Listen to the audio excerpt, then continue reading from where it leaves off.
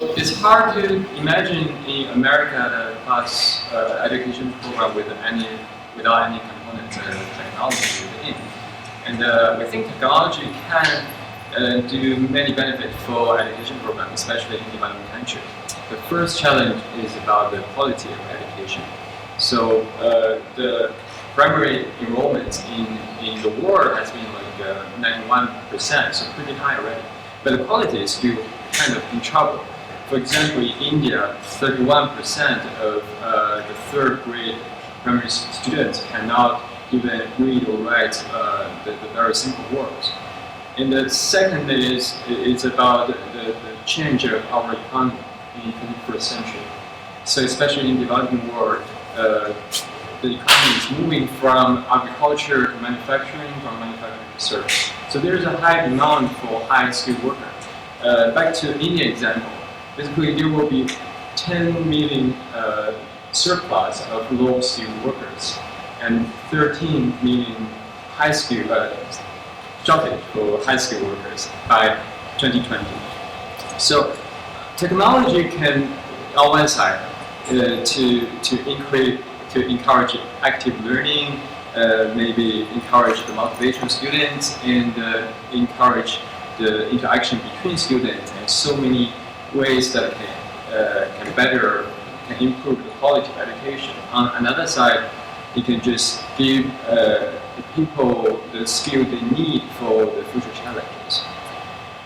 So there are many programs going on, but intuitively, I don't think, I would not say education is good or education is bad for technology is good or technology is bad for education. So based on my own experience, when I was 12, I think I got my first desktop. When back then, like, it was kind of a big investment for my family, and I don't really use it for education. I just like play games and I make a Happy Mother's Day card, which I need to make another one this week, I guess. And honestly, so I don't really read PDF documents and learn how to code. I didn't do it, and I don't like the computer class in my school. So in that worst case, it could be a distraction. It could be kind of just a substitute of authentic learning. So it may not work. But people may think this is really good program. So when you see that kind of thing, this is not something you have to test. The days of pilot projects are over. When people say, well, we'd like to do 3,000 or 4,000 in our country to see how it works, screw you. Go to the back of the line, and someone else will do it, and then when you figure out that this works, you can join as well. This is from the founder of One Laptop Child, maybe one of the largest scale ICT used in education program in the world. Around 3 million laptops being distributed with donor money. I mean, so a very new type of program without a pilot. It's like flying a plane without a pilot. You use maybe with a pilot, but you fly to the south, to the Indian Ocean. So it's that dangerous. So I think there is a need for really good evaluation for education programs. So there are much more research. This is for my papers. I did a lot of kind of literature review. You can see a list of really good research with high quality. And basically, the message is very mixed. Most of them focus on the tech score, and behavior measurement is rarely being captured. So I would say the topic of my talk actually can be changed as failure of program equals to failure of evaluation. Basically, you need to have a better evaluation to improve the quality of your program and to enhance the practice. So let's move on. So why there are some kind of failures within our practice? First, it could be the measurement error. So maybe one program is kind of mission driven by computer literacy, but the measurements are more about tech score. So basically, running all the tests, we cannot really see if this program works or not. Second, could be bad program design. So practitioners may overestimate students' self-management in exploring new technology on their own. So it could be just a bad thing for them. And the last one is it could be because of bad implementation. So for example, one laptop per child. Basically, the instructions are not really tailored to the student's level of knowledge. And also, even though in their guidebook, students need to take their laptop back home, but actually a lot of schools, teachers prohibited them to do so. So last year actually, one laptop per child program was really shocked. Not only because of a lot of cheap alternative like tablets using Android system, and also Raspberry Pi, but also because one evaluation report from Inter-American Petroleum Bank. Basically, they measured education use in technology use in education program in Peru in 390 primary schools, and they found out there is no evidence on test score in math and language. There is no evidence on students' learning motivation. There is no evidence on quality of instruction. In math, there is modest impact on the IQ score, on the fluency of verbal fluency, and also lastly on their coding skill. Combined is a computer program, so they know better than people who do not use computer in terms of coding. So we think, facing all these challenges, we have kind of expectations for new monitoring evaluation solutions to kind of improve the quality of ICT use in education programs. So first is we should go beyond the very basic methodology, just collecting the case-based information. And the second one came from a story. When I was in India last summer, we visit an organization called Suchina. It's kind of like 20 minutes by motorcycle from Tagore's University, Central Academy. And after their computer class, we went to see the student software. And students just like so many times they came forward to us and just like looked into our eyes, say hello. And they from most of them from Adivasi, which is kind of the underprivileged tribes. But they are different in a better way, in a positive way. And I didn't know what that is until the program director asked me, how can I measure the confidence of the students? So that's one thing I talk about.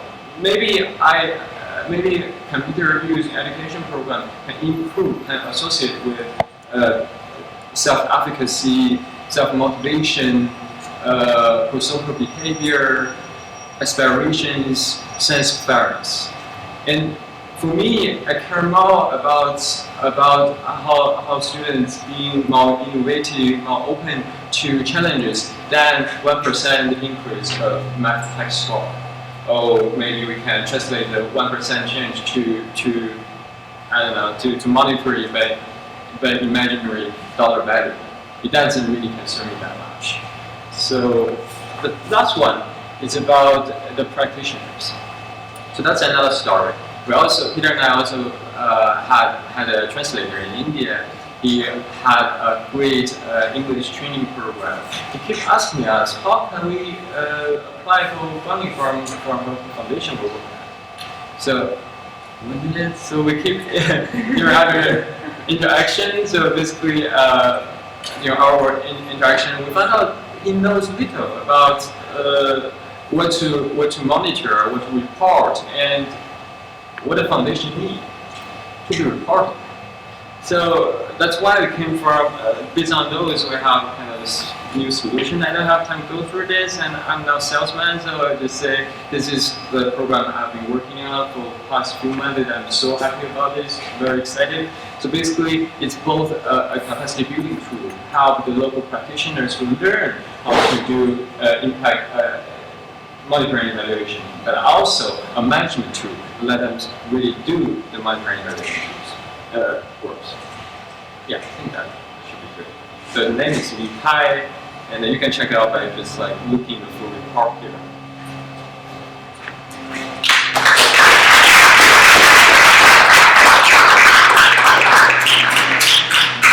Questions?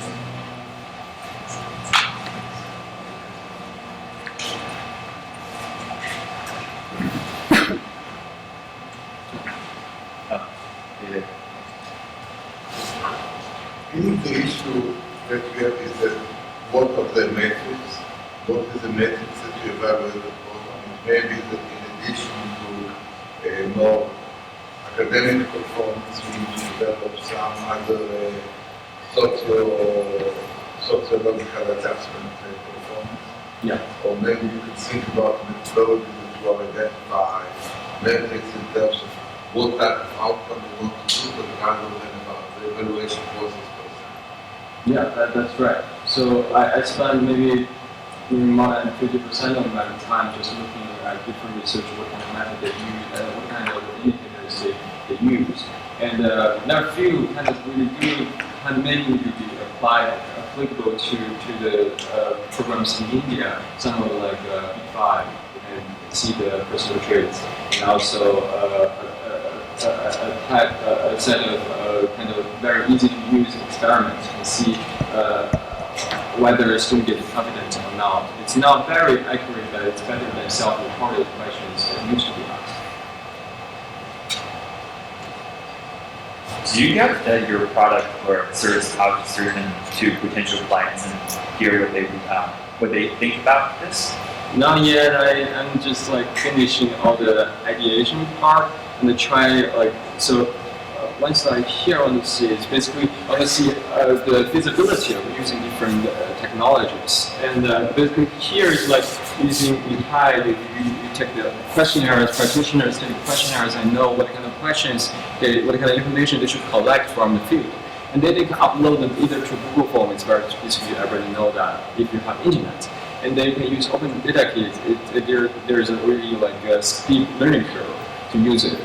If you manage to set up the system, you can use it pretty easily. And the last one, if you do not have the internet and you have some money, then you can use Server Pocket, this kind of commercial tools. Once you collect the data, you can just upload everything on Kai and run analysis and reporting. So now in Berkeley, there's one called Resume, and they do a lot of statistical analysis with data, with existing data.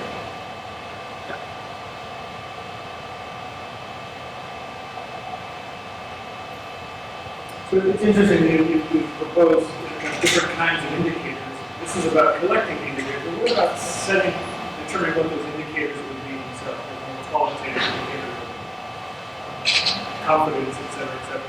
What were your conclusions about how one would find indicators of those? Yeah, so for example, confidence, that's the topic, that's the story we talked about. I propose basically a small experiment, especially for kind of a big sample size. You can choose a subset of students doing this experiment. You can let in the first step we teach something right, like one week before, and then this week the teacher will meet with the student one by one, and then he will talk a lot of issues. But during the conversation, the teacher will deliberately mention something wrong. And we make sure like the students already know what that is, not the correct answer by taking a text before taking the experiment. So you can see if the students can correct the teacher or not. Through this kind of, it's not perfect measurement for confidence, and there is no perfect measurement for any kind of psychological indicators. But it's just better than ask a student, do you feel confident? Like, it doesn't really like worth anything, I guess, this kind of question.